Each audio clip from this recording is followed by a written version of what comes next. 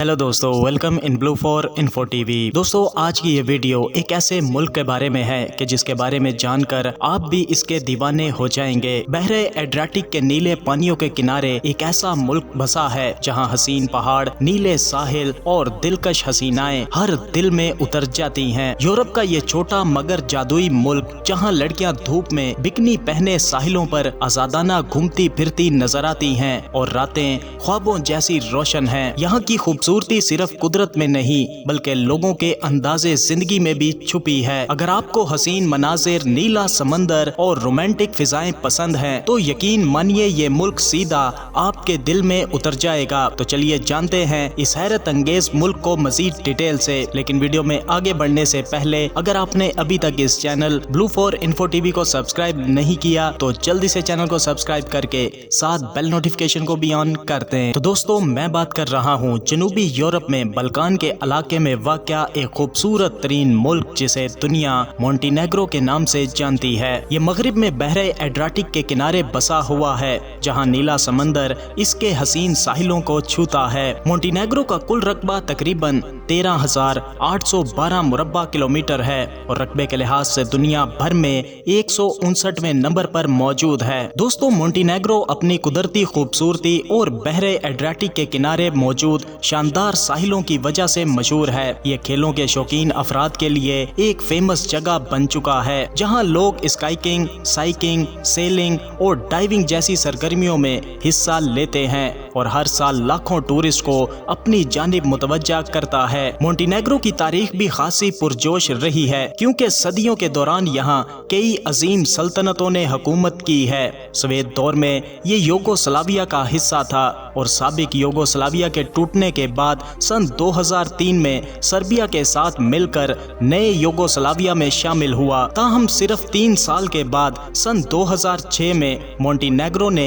एक रेफरेंडम के जरिए आज़ादी के हक में वोट दिया और सर्बिया से अलग होकर एक खुद मुख्तार रियासत बन गया। मोंटेनेग्रो तारीखी इमारतों से माला माल मुल्क है और यहाँ यूनेस्को के ज़ेरे हिफाजत कई मुकामात मौजूद हैं जैसे डोमेटर नेशनल पार्क, तारा रिवर कैनन और कटोर शहर। मोंटेनेग्रो जाने का बेहतरीन वक्त मई से सितंबर के दरमियान है क्योंकि इस अरसे में आप दिलकश शहरों की सैर कर सकते हैं, साफ सुथरे साहिलों पर आराम कर सकते हैं और खूबसूरत बहरे एड्रियाटिक में नहा भी सकते हैं। जब आप मोंटेनेग्रो के बारे में सोचते हैं तो एक ऐसे मुल्क का तसव्वुर कीजिए जो अपनी तारीखी फन तामीर और खूबसूरत साहिली मनाजिर से टूरिस्ट को मदहोश कर देता है। अगर आप समंदर, रेत और धूप के साथ एक तारीखी माहौल में वक्त गुजारना पसंद करते हैं तो मोंटेनेग्रो आपके लिए लाजमी देखने की जगह है। सिर्फ 6,50,000 आबादी के साथ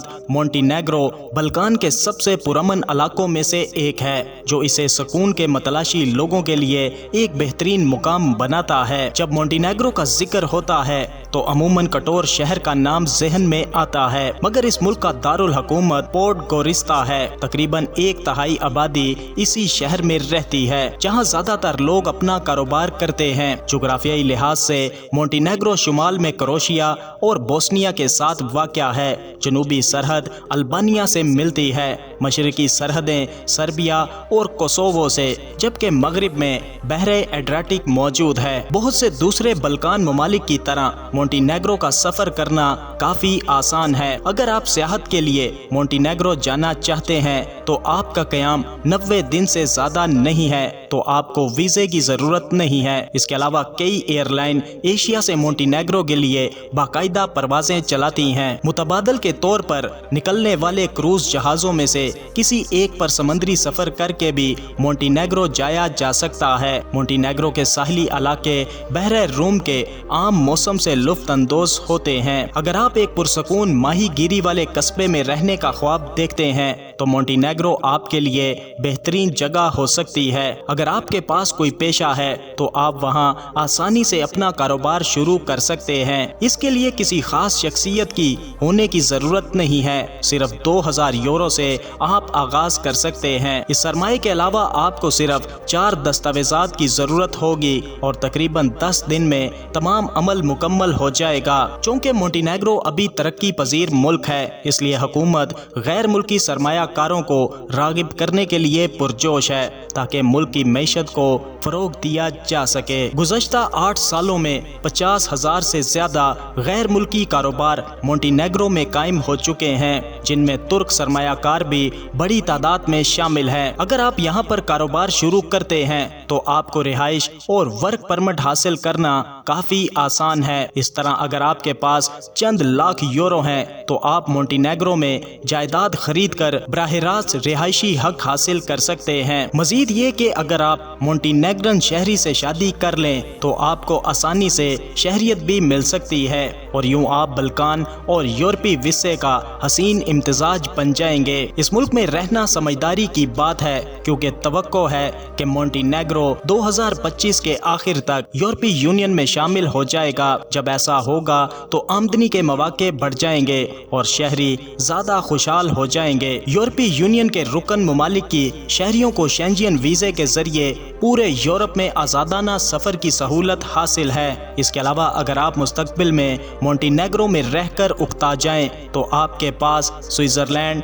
اٹلی یا نیدرلینڈ جیسے دیگر یورپی ممالک میں جا کر کاروبار یا رہائش اختیار کرنے کی آزادی ہوگی۔ اس لیے مونٹی نیگرو جیسے ترقی پذیر ممالک یورپی یونین تک رسائی حاصل کرنے اور اپنے افق وسیع کرنے کے لیے بہترین مواقع فراہم کرتے ہیں۔ دوستو فی الحال مونٹی نیگرو کی سرکاری کرنسی یورو ہے اور تمام لین دین اسی کرنسی میں ہوتا ہے۔ یہ ملک پرامن اور پرسکون ہے جہاں عالمی ہنگاموں سے دور ایک خاموش فضا پائی جاتی ہے۔ ٹیکس کی شرح صرف 9% ہے جس سے شہری کاروبار، جائیداد یا گاڑی خریدتے وقت بھاری ٹیکسز کے بوجھ سے آزاد رہتے ہیں۔ اس لحاظ سے مونٹی نیگرو کو ٹیکس کی جنت بھی کہا جاتا ہے۔ اس کے ساتھ ساتھ ملک میں خوشحالی کی سطح کافی اچھی ہے اور جرائم کی شرح نہ ہونے کے برابر ہے۔ آپ رات کے 2 بجے بھی مونٹی نیگرو کی گلیوں میں بلا خوف گھوم سکتے ہیں۔ یہ ملک بڑے شہروں کے شور شرابے سے بھی پاک ہے، اس لیے یہاں ٹریفک کا مسئلہ بھی نہیں۔ ملک کے چھوٹے ہونے کے باعث سڑکوں پر گاڑیاں کم ہیں اور پارکنگ کا مسئلہ شاذ و نادر ہی پیش آتا ہے۔ لمبے فاصلے طے کرنے کے لیے بھی 2 دن کے سفر کی ضرورت نہیں، آپ چند گھنٹوں میں کسی بھی جگہ پہنچ سکتے ہیں۔ البتہ اس چھوٹے سائز کے کچھ نقصانات بھی ہیں۔ کم آبادی کی وجہ سے کاروبار کے لیے گاہکوں کی تعداد محدود ہے جس سے منافع حاصل کرنا مشکل ہو سکتا ہے۔ زبان کی بات کریں تو مونٹی نیگرو کی سرکاری زبان مونٹی نیگرین ہے۔ اگر آپ سربین، بوسنین، البانین یا کروشین زبان جانتے ہیں تو آپ یہاں آسانی سے رہ سکتے ہیں۔ ان میں البانین کے سوا باقی سب زبانیں ایک دوسرے سے کافی مشابہ ہیں کیونکہ ان کی جڑیں سلاوی ثقافت سے جڑی ہیں۔ ایک حیران کن بات یہ ہے کہ مونٹی نیگرو میں انگلش زیادہ نہیں بولی جاتی۔ زیادہ تر مقامی لوگوں کو انگلش بولنے میں دقت ہوتی ہے جو غیر ملکیوں کے لیے مایوس کن ثابت ہو سکتی ہے۔ اگر آپ چند سال انگلش پر انحصار کر کے گزارنا چاہتے ہیں تو محتاط رہیں، خاص طور پر سرکاری دفاتر میں آپ کو اکثر خالی نظریں ہی ملیں گی۔ مذہب کے حوالے سے دیکھا جائے تو مذہب مونٹی نیگرو کے عوام کی زندگی میں اہم کردار ادا کرتا ہے۔ گلیوں اور بازاروں میں چلتے ہوئے آپ کو اکثر چرچ نظر آئیں گے۔ ملک کی اکثریت آرتھوڈکس عیسائی ہے مگر یہاں مسلمان اور کیتھولک اقلیتیں بھی موجود ہیں جن میں مسلمان سب سے بڑی اقلیت ہیں۔ اوسط عمر 30 سال کے ساتھ مونٹی نیگرو کو ایک نوجوان قوم سمجھا جاتا ہے۔ مردوں کی اوسط عمر 73 سال اور عورتوں کی 78 سال ہے۔ مونٹی نیگرو کے شہری عمومی طور پر ہم جنس پرستی کے معاملے میں قدامت پسند ہیں، اس لیے ہم جنس پرست ٹورسٹ کو چاہیے کہ وہ عوامی مقامات پر اپنا طرز عمل میں احتیاط برتیں اور مقامی رویوں سے آگاہ رہیں۔ مزید یہ کہ مونٹی نیگرو کے لوگ ضرورت سے زیادہ شراب نوشی کو ناپسند کرتے ہیں، وہ اپنی پینے کی ثقافت پر فخر کرتے ہیں اور زیادہ پینے والوں کو بری نظر سے دیکھتے ہیں۔ کھانے پینے کے لحاظ سے مونٹی نیگرو پر ہنگری اور ترکی کے کھانوں کا اثر نمایاں ہے۔ یہاں کے لوگ بورک اور بکلاوا جیسے کھانے پسند کرتے ہیں اور زیادہ تر زیتون کے تیل میں پکاتے ہیں جیسے ایجین علاقے کے لوگ۔ اگر آپ مونٹی نیگرو کے کسی ڈیلیکیسی میں جائیں تو آپ کو مختلف رنگوں اور ذائقوں کے پنیر کے کئی اقسام ملیں گی۔ یہاں پنیر صرف ایک ذائقہ نہیں بلکہ بنیادی خوراک سمجھا سمجھا جاتا ہے۔ سب سے مشہور روایتی کھانوں میں ایک رستان ہے جو گہرے سبز بند گوبھی، بکرے کے گوشت اور گھر کی بنی ساسج سے تیار کیا جاتا ہے۔ دوستو، مونٹینیگرو کا بینکنگ نظام ابھی بھی ترقی یافتہ نہیں ہے۔ موبائل بینکنگ ترکی جیسے ممالک کے مقابلے میں بہت پیچھے ہے اور معمولی لین دین کے لیے بھی اکثر بینک برانچ جانا پڑتا ہے۔ زندگی کے اخراجات کے لحاظ سے دیکھا جائے تو دارالحکومت میں 2 یا 3 افراد پر مشتمل ایک چھوٹا خاندان 1 یا 2 بیڈ روم والے فلیٹ میں رہ سکتا ہے۔ ایک عام اپارٹمنٹ کا کرایہ 350 سے 700 یورو کے درمیان ہے، تاہم قیمت علاقے، فرنیچر کی حالت اور سہولیات کے لحاظ سے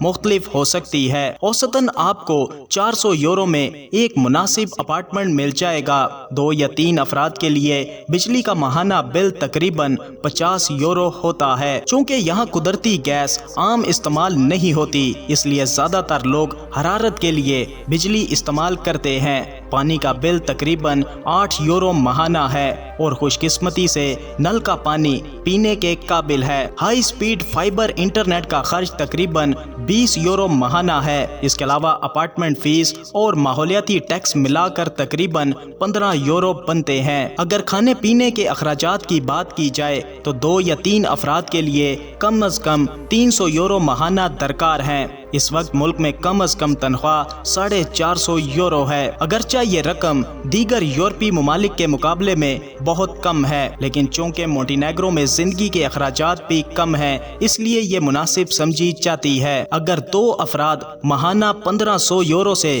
زائد کما رہے ہیں تو وہ مونٹینیگرو میں آرام دہ زندگی گزار سکتے ہیں۔ تو دوستو، یہ تھا یورپ میں بسا ایک حیرت انگیز، حسین اور پرامن ملک مونٹینیگرو۔ اپنی رائے کا اظہار ویڈیو کو لائک اور کمنٹ کر کے ضرور کیجیے گا۔ ملتے ہیں کسی نئی ویڈیو کے ساتھ، تب تک کے لیے خدا حافظ۔